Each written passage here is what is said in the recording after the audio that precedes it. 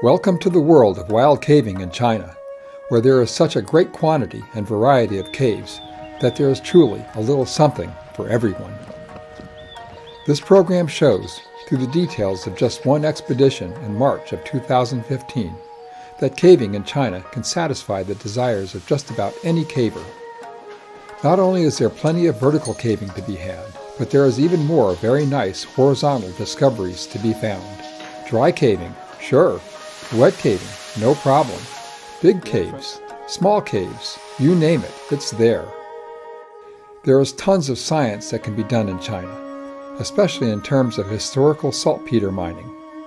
Plus plenty of work on geology, hydrology, and other fields. But there is more to caving in China than just the caves. There is the culture, the people, the towns, and the geography. There is the travel, the food, and the activities one goes through in order to pursue great caving in China. Using our expedition from March, this program will show all of this, including some of the caves and caving that can be had in China. The March 2015 trip to China was a joint Chinese foreign expedition with the support and cooperation of the Wulong Karst Management Bureau and the Institute of Karst Geology. The expedition was coordinated and run by Aaron Lynch and the Hongwaigui Red Rose Cave Exploration Society.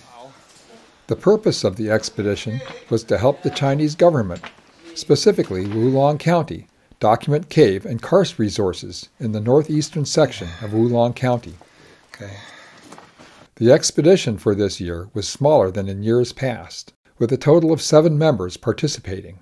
The team included Aaron Lynch, Philip Schuhart, Sarah Fleetwood, Joe Meyer, David Socky, Becca Lawson from England, and Andrea Futrell.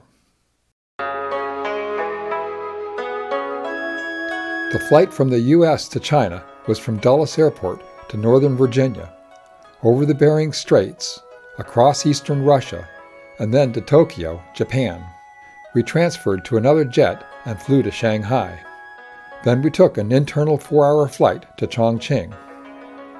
A closer look at China shows our internal flight from Shanghai to Chongqing, which gives you a general idea on our location within China. And then closer still, we took a full-size bus from Chongqing to Wulong, a 14-passenger van to Tongza, and finally a small pickup to Jailong. But this just shows where we went. What was it really like getting to China? Well, we started out in a snowstorm in the D.C. area. Luckily the storm cleared, allowing us to take off on time. The only interesting aspect of the 14-hour flight was flying over the mountains of Korak in eastern Russia, just west of the Bering Straits. This was one of the largest and most desolate mountain ranges I had ever seen. Anyone for a hike? We rode the high-speed rail in Shanghai, going 187 miles per hour.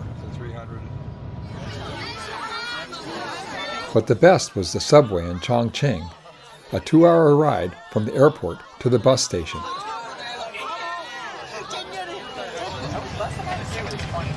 Chongqing is a huge city, home to 7 million people.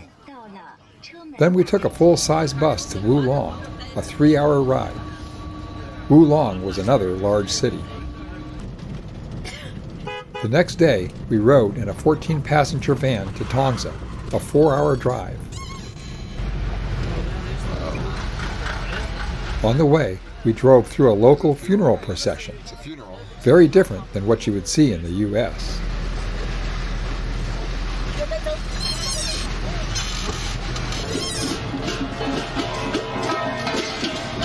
They really liked fireworks in China.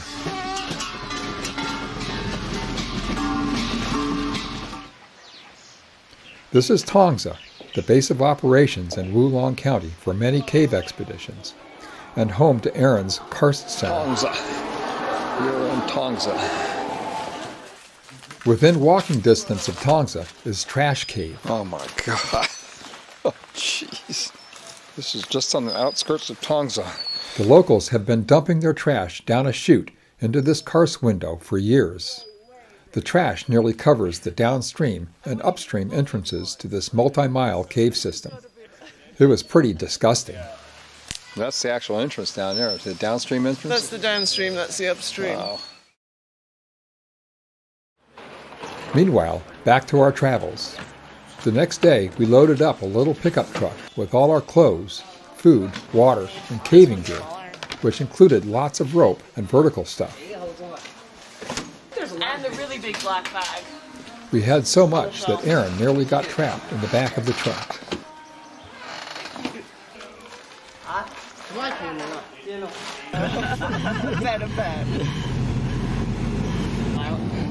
The drive from Tongza to Jailong was in the rain, but through some really cool karst.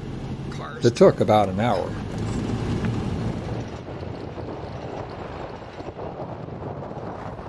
We stayed at this motel, which was actually pretty nice for China. Jailong Caving Center. Rental included the use of this expedition room. All of stuff.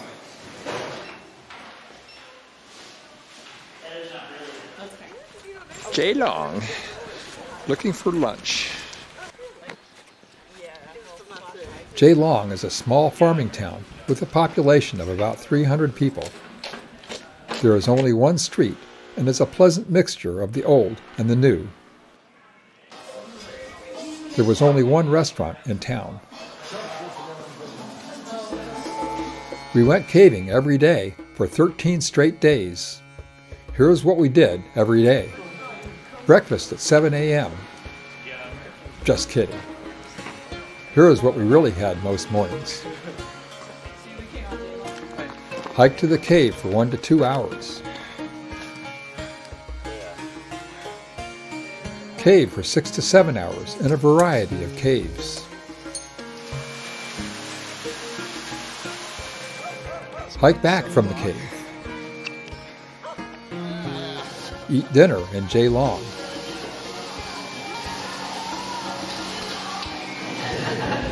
Do data reduction, draft maps, and sort photos. Sleep for 6 hours. Repeat 12 times. No matter what your skill level is, or what your interests are, you need to get to the cave or area of interest. On this expedition, we found that getting to the caves in China mostly involved walking. We had to go over various and assorted types of terrain, but a good portion was over brand new concrete roads. One of our routes involved walking through a tunnel, which was built by the locals and connects Jailong and the Dolan to the west. Sometimes we hitchhiked, which was not a problem at all in this part of China. The Chinese used lots of concrete, even to the point of turning their paths into sidewalks. A number of times we'd go through houses and basements. When someone was home, we stopped to say hello. We would go down steps into beautiful karst valleys, down dirt roads, and through fields of all kinds.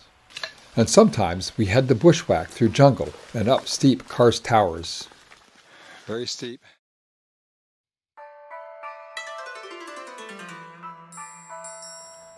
Not every local was a person who could lead us to a cave. We passed by a number of interesting people who found us just as interesting as we found them.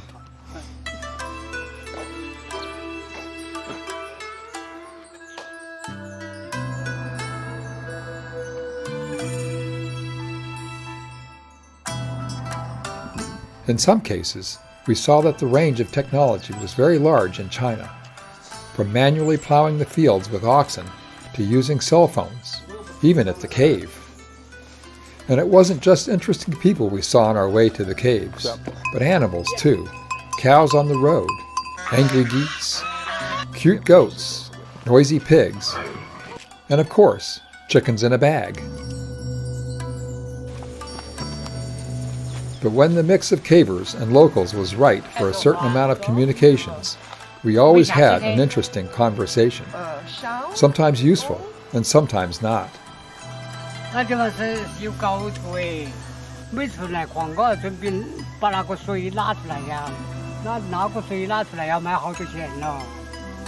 差不多。OK， 好，我们就在大风洞。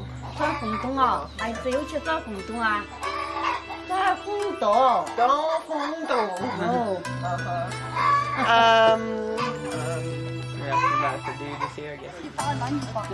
Sometimes you get to talk to the whole family, including multiple generations.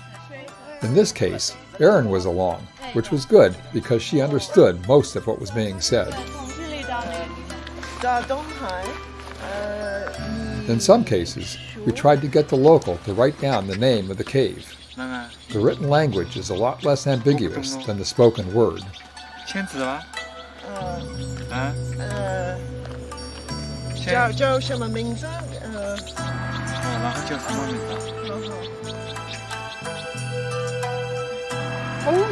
There are so many dialects that sometimes even our best could not understand what was being said.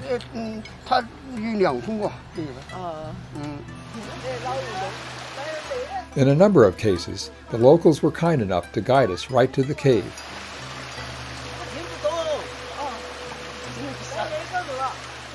In this case, the farmer insisted on bringing his cow. He did lead us to a cave, although it was quite small.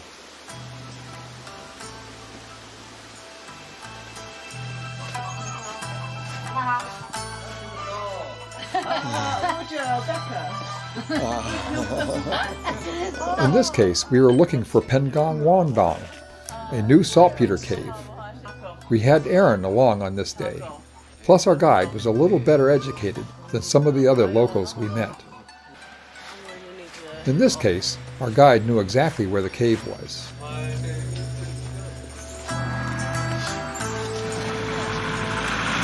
Other times, people would stop just to say hello, which gave us plenty of opportunities to ask about caves. More likely than not, they would know where a new cave was. After some discussion, this young Chinese man offered to take us to a cave he knew about. We even got to ride in the back of his truck.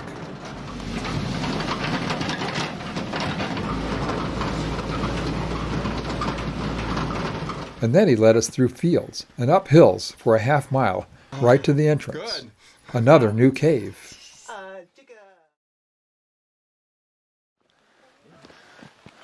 The best experience we had, though, was when one of the local farmers invited us to dinner after a particularly long day of caving. Social hour was sitting around the fire in their living room, chatting about world affairs. Then we moved to the dining room, where the whole family gathered and helped prepare dinner. It's mine, yeah, but somebody can wear it.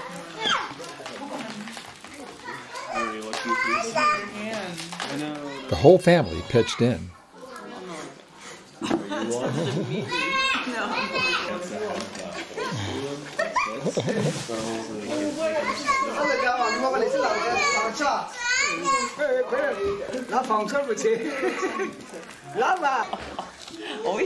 Some of the home decorations were quite interesting.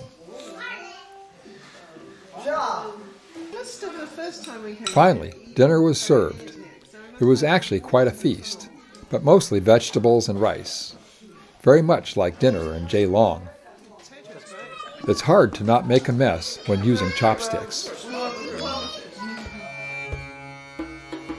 So, what about caving in China? Well, as it turns out, just like anywhere else, there is a little something for everyone. There is vertical caving, easy and hard. There is horizontal caving, large and small. Yes, in China, this is considered small. There is documentation, exploration, science, history, and saltpeter. You can find wet caving or dry caving. One thing you can find for sure in China is lots of caving. Finding new caves is one of the more exciting aspects to caving in China, and there are plenty of new caves to be found. Discovering new caves can be done by anyone and everyone, regardless of your skill set in caving. On this particular expedition, we did a lot of searching for new caves, and in most cases, we were very successful. Finding Feng Dong was by far the most exciting. Becca and I discovered this cave on the first day of our expedition, and we didn't even have the help of locals. The system turned out to be 4 kilometers long and 103 meters deep. We spent 7 days with 16 different trips to finish both the horizontal and vertical sections of this cave. In this case, the local resident led us down dirt roads, through fields, and hacked a path to show us Pengong Wandong, an especially fine saltpeter cave. Even though it is not virgin, we didn't have time to finish the cave, so we don't really know the true extent of this fine horizontal cave. Even the locals don't know how far the cave goes. Dai Dong Hai was another cave we didn't need any help finding. We could see it for miles, and were able to bushwhack up to the entrance with no trouble at all. It was a real thrill to find this huge entrance, even though the cave turned out to be short. Tien Min Dong was found with the help of a local farmer and friend. They used machetes to hack away up a steep mountainside to find a large entrance. Again, we had the thrill of finding a large cave with all the trappings, beautiful formations, nitrate works, and a 30-meter pit leading to Big Trunk Passage. On our last day of caving, we were headed to work on Pengong Wandong when we ran into some locals on the dirt road who told us about a cave down by the river. We couldn't resist, so Becca and I followed them to a medium-sized entrance to a saltpeter cave. We ended up exploring and documenting all day and still didn't finish. A dry crawl led to more cave, and as can be seen from the map, we turned around in going large cave.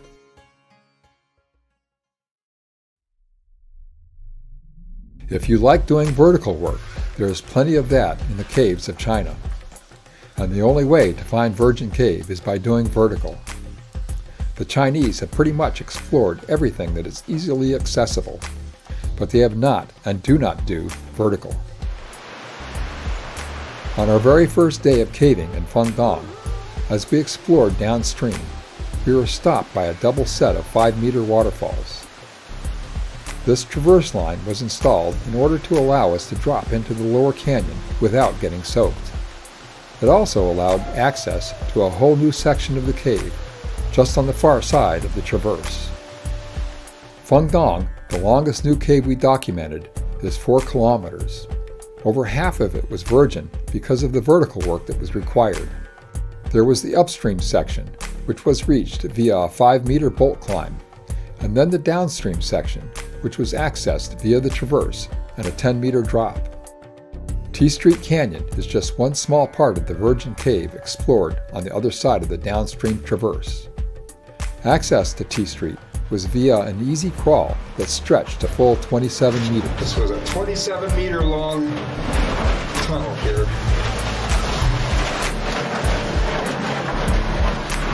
The easy crawl led to a high, narrow canyon which was windy, wet, and cold. Stemming up and down these narrow canyons was a challenge.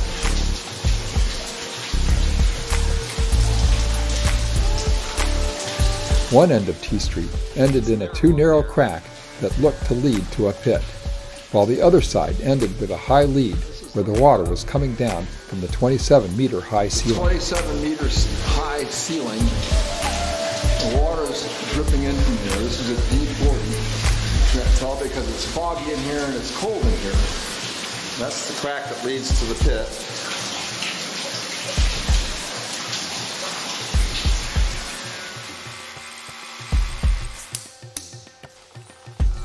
In Gaidong, a previously explored cave, Philip installed a traverse which gave us access to a large virgin side lead.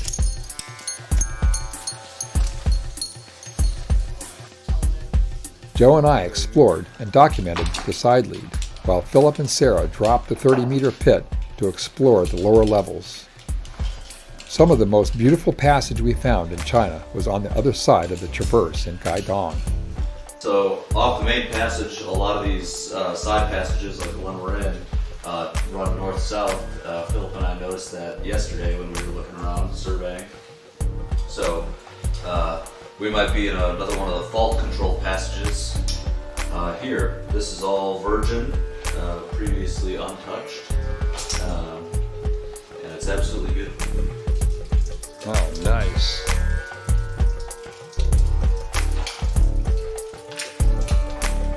Very nice. At the end of this large trunk passage, we found an especially interesting calcite column that had been etched out on one side from what must have been very corrosive water. Yeah, that's cool. It's a flowstone that's being eroded. Okay. Carved out this big chunk, and you can see right there that face is the internal. There's this weathered shell here, but on the inside is all this nice calcite. Yeah. And you can follow the growth rings, and you can see the curvature of the mound. Yeah. There. Oh yeah. Pretty cool. Yeah. In a newly found cave, Tien Minh Dong, we were stopped from proceeding by a 30-meter pit. Down here on the left is a pit with air in it. The way down was really enticing because of the huge echo. You can hear the echo? Woo-hoo! So the next day, Becca and I rigged the drop in order to explore the virgin cave below. In this case, a traverse line around the edge of the pit was required because of loose rocks. The traverse led to a Y-hang over the top of the pit in order to avoid the lip. Forever on video. The bottom of the 30-meter pit in Tien Minh Dong revealed some very large trunk.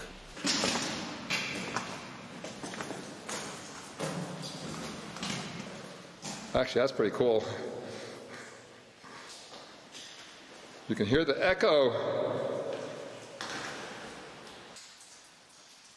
Unfortunately, this is the end of our trunk passage in Sky Cave.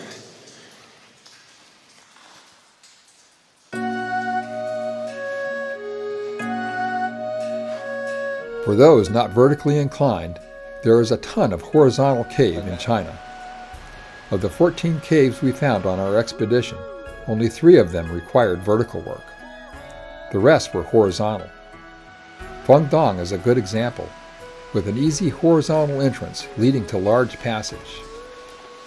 Feng Dong had a large variety of passage types, from windy and wet tall canyons with a beautiful waterfall to a very dry, small climb down that led to some nice walking passage, the porcupine section. This even led to another entrance, found from the inside. Yeah. So Philip and Sarah heading into the entrance to Gaidong. Do you want easy, humongous passage where your light is sucked up into the fog of an inner atmosphere? Then Gaidong is a cave to visit. Oh, it's really foggy in here. In places, it is hard to even find the walls. Here is a wall. There's Joe. And then over here someplace is a wall, maybe. Up there, okay. Not all of Gaidong is huge. There are sections where the passage is quite comfortable and very easy to traverse. That's good. Gaidong High was not as large as Gaidong, but it was a new cave and had some very respectable sized passage and was a real joy to explore and document.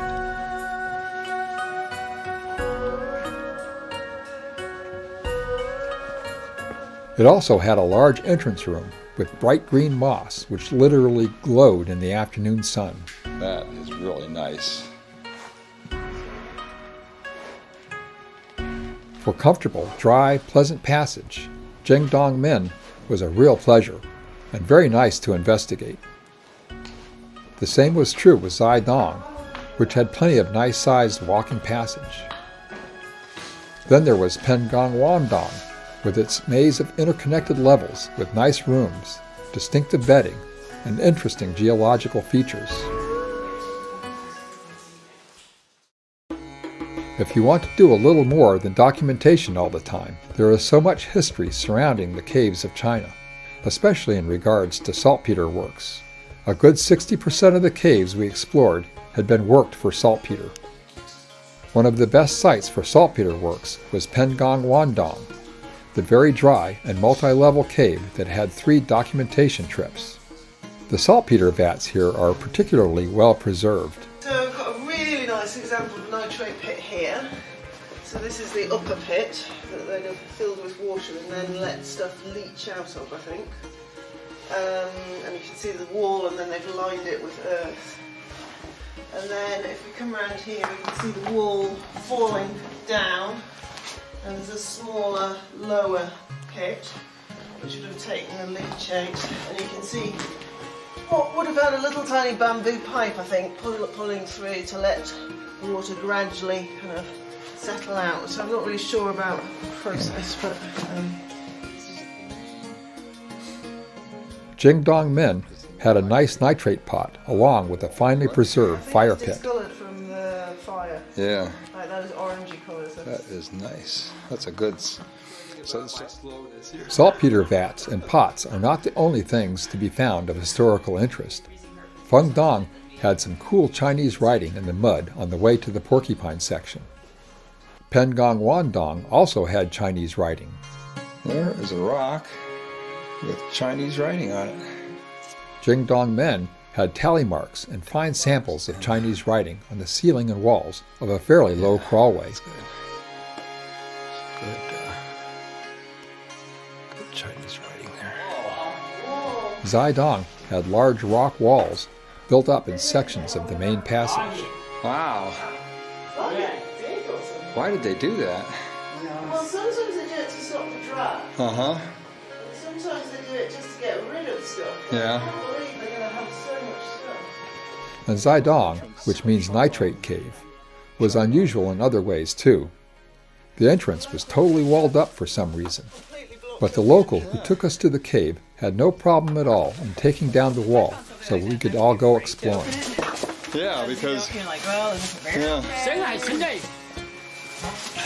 他们下野东西下的，下死了，再饿死了，我们来讲，那好多开眼，饿死了。Oh, that's a big rock, man. We're not gonna put this back. No.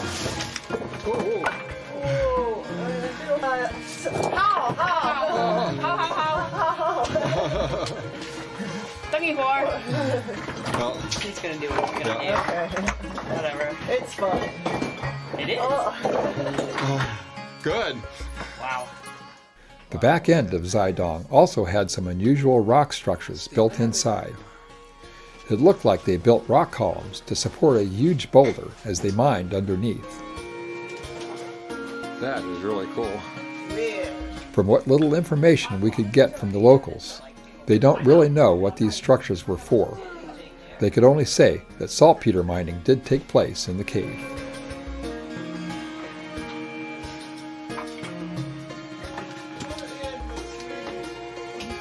Yeah, I'm not touching it. Look at this.